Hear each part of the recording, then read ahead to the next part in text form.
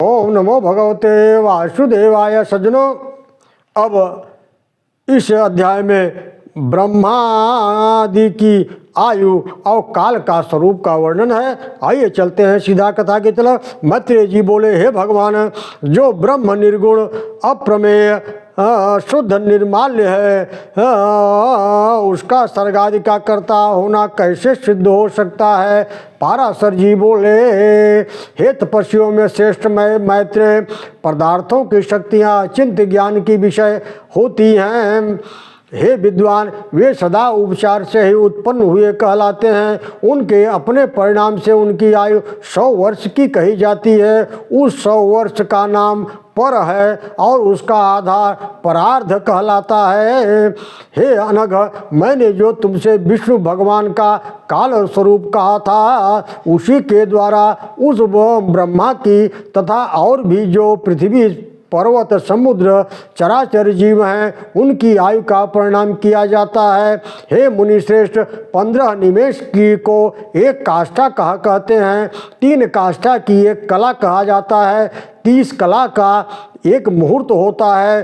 30 मुहूर्त का मनुष्य का एक दिन रात कहा जाता है और उतने ही दिन रात 2 पक्ष युक्त एक मास होता है। 6 महीनों का एक अयन और दक्षिणायन तथा उत्तरायण 2 अयन मिलकर 1 वर्ष होते हैं।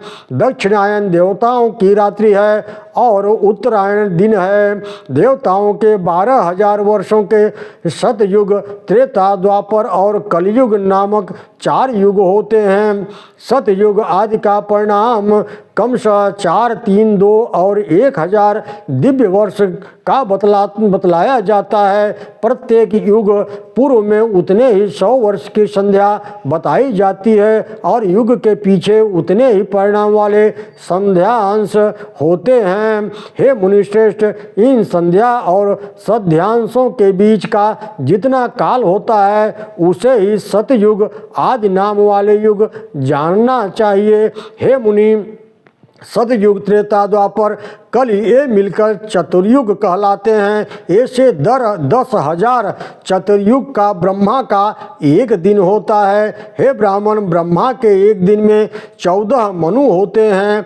सप्त ऋषि, देवगण, इंद्र, मनु और मनु के पुत्र राजा लोग एक ही काल में रचे जाते हैं और एक ही काल में उनका संहार हो जाता है। हे द्विजोत्तम, 71 युग चतुर्युग से कुछ अधिक काल का एक मनमंत्र कहा जाता है। वही मनु और देवता आदि का काल है। ओम नमो भगवते वासुदेवाय। इस प्रकार एक मनमंत्र में 8,52,000 वर्ष बताए जाते हैं। मानवीय वर्ष गणना के अनुसार मनमंत्र का परिणाम पूरे 30,67,20,000 वर्ष का होता है, इससे अधिक नहीं। और इस काल का 14 गुना ब्रह्मा का एक दिन होता है। अनंतर नैमित्तिक नाम वाला ब्रह्म प्रलय होता है। उस समय भूरलोक, भुवरलोक और स्वर्लोक तीनों जलने लगते हैं।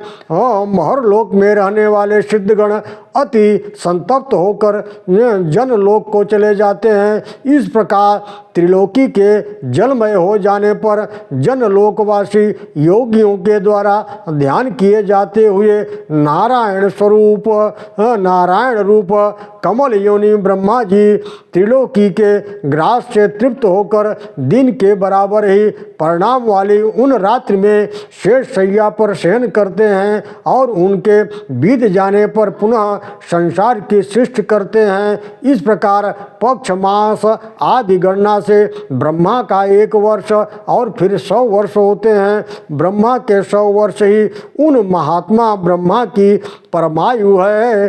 हे अनघ, उन ब्रह्मा जी का एक प्रार्ध बीत चुका है और अंत में पाद्य नाम से विख्यात महाकल्प हुआ था। हे द्विज, इस समय वर्तमान में उनके द्वारा दूसरे ब्रह्मा जी का यह दूसरा प्रारब्ध का यह वाराह नामक पहला कल्प कहा गया है। द्वितीयश्च प्रारब्धश्च वर्तमानश्च वै द्विज वाराह इति कल्पोऽयं प्रथमः परिकीर्तितः। नमो भगवते वासुदेवाय।